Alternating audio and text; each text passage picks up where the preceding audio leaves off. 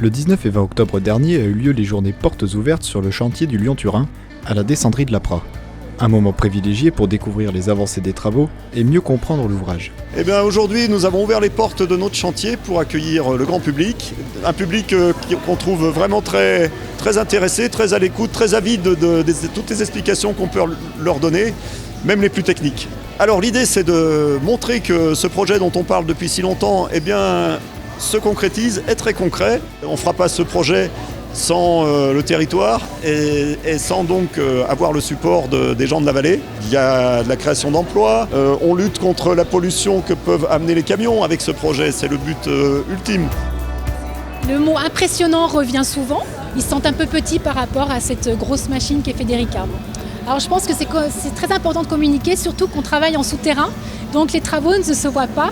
Prenons le bus, direction la chambre de démontage. Moi je m'appelle Jonathan. Je travaille pour Tunnel Euralpin Lyon-Turin. Donc Tunnel Euralpin Lyon-Turin, c'est le maître d'ouvrage qui est en charge de ce qu'on appelle la réalisation de la section transfrontalière. La section transfrontalière, c'est quoi? C'est principalement le tunnel bitube de 57,5 km qui va permettre de rejoindre Saint-Jean-de-Maurienne à Suse en Italie, le plus long tunnel ferroviaire du monde. Donc ici, on est sur le site de l'Apra. Donc là, on va descendre à 12% sur 2400 mètres. Au-dessus de nous, on a 800 mètres de couverture.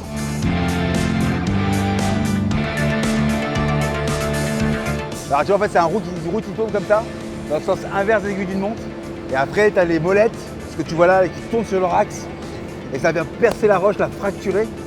Et du coup, après, les petits trous que tu vois sur les côtés, c'est des racleurs qui viennent acheminer la roche et l'excaver par une bande de transporteuse. C'est un tapis roulant qui amène les déblais et hop, qui les enlève.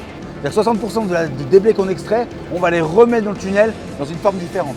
Les 40% restants, qui sont impropres à la réutilisation, qu'est-ce qu'on va en faire? On va les mettre en site de dépôt définitif qu'on va venir revégétaliser.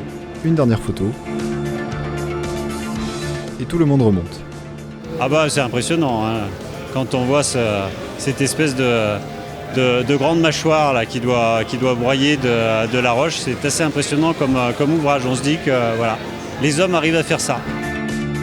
Je trouve ça grandiose, donc je me demandais comment ça pouvait se faire et je trouve que la technologie est formidable et que le génie humain est toujours là, quoi, et c'est super.